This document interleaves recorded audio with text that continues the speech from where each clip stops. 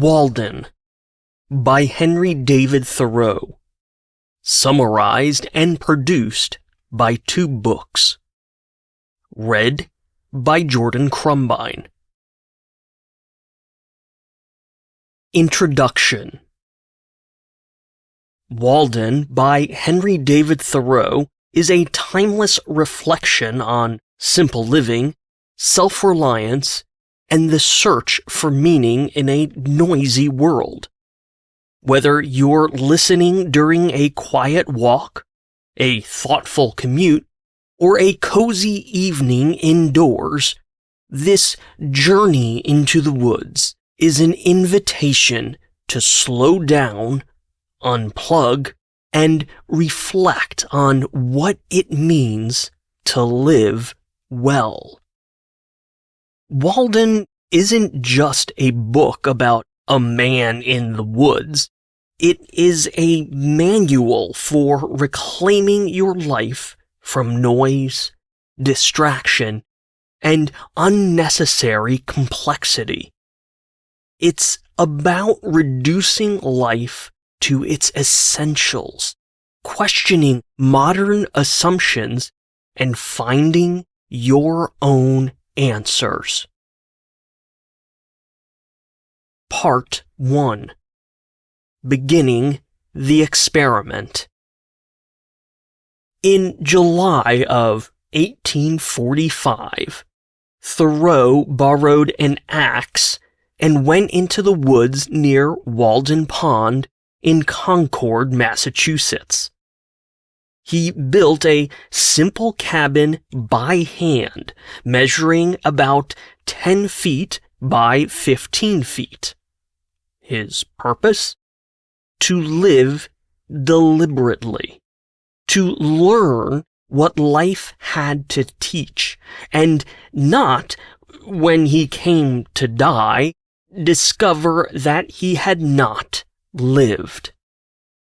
Thoreau was not a hermit. He was a philosopher, a writer, and a keen observer of human nature. He was tired of how people lived, not just busily, but blindly. He believed too many of us trade our time for things we don't need, all while missing out on what really matters: stillness, reflection, and purpose. His cabin became more than a place to live. It became a lens through which he could examine society, human nature, and the natural world. The first and longest chapter of Walden is titled Economy. Here, Thoreau lays the groundwork for his philosophy of simple living. He begins by asking a basic question: what do we actually need to survive and thrive? He identifies 4 necessities: food, shelter, clothing, and fuel. Everything else, in his view, is negotiable. In modern society, we labor endlessly to upgrade these basics: bigger houses, fancier clothes, richer foods. But at what cost?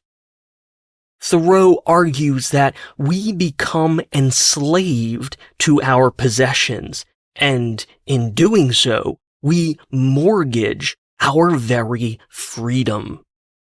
To make his point, he records the actual cost of his experiment. His house cost less than $30 to build. He grew beans and potatoes, and spent only a few hours a day in labor. The rest of the time, he read, walked, reflected, and observed nature.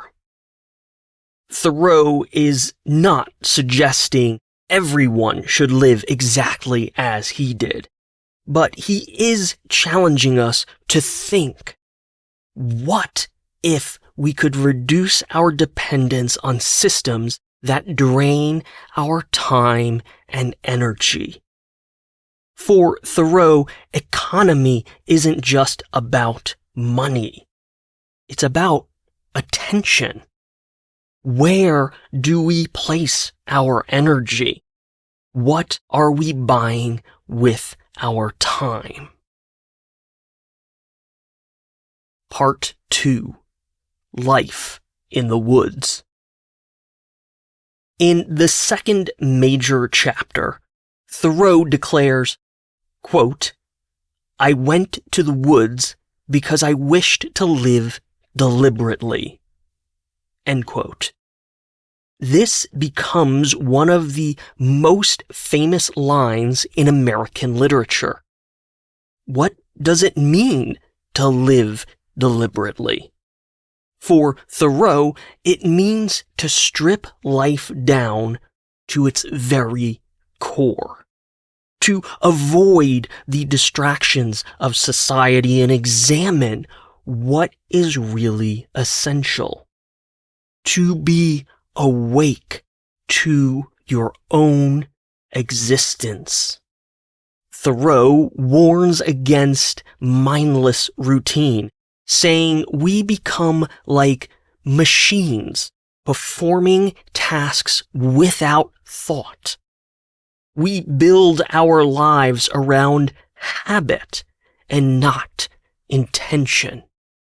Instead, he advocates for conscious living, where each action, each moment is fully experienced. He watches the sunrise with reverence. He spends hours watching ants fight, and he listens to the wind and considers it his teacher. Thoreau criticizes blind faith in progress. Just because we can build faster trains or send telegrams doesn't mean our lives are more meaningful. Sometimes, he says, we're just rushing toward nowhere faster. One of Thoreau's great joys at Walden was reading. He believed in reading not just for entertainment, but for deep self-improvement. The classics, Homer, Confucius, were his companions. He believed reading should be like exercise for the soul. Not every book deserves your time, and not all reading is equal. He criticized the popular novels of his day as shallow distractions. Thoreau encourages us to read great works repeatedly and slowly, savoring their wisdom. For Thoreau, the written word was a way to elevate the mind, just as time in nature elevated the spirit. Much of Walden is made up of quiet observation. In the chapter Sounds, Thoreau shifts our attention from the written word to the world around him. He describes the sounds of passing trains, church bells, the wind through the trees, and birdsong. Every sound carries meaning for him. Even the loud whistle of a train becomes symbolic of speed, change, the artificial rush of modern life. He compares these industrial noises to the silence of the forest, finding the latter far more enriching. Nature becomes a symphony that rewards those who listen closely. Thoreau finds joy in hearing frogs croak and woodpeckers tap. It's not just background noise. It is life speaking. Part 3. Insights from Nature. One of the great themes of Walden is solitude. Thoreau embraces being alone, not out of loneliness, but for clarity. He writes, quote, "I have never found a companion that was so companionable as solitude." End quote. He doesn't deny the value of human connection, but he believes we often avoid being alone because we fear what we might find in silence. At Walden, Thoreau is never truly lonely. He feels part of a larger world, a natural living system. His sense of self becomes stronger, not weaker, in isolation. His solitude leads to insight. When the noise of society fades, the inner voice grows clearer. Despite his solitude, Thoreau welcomed visitors.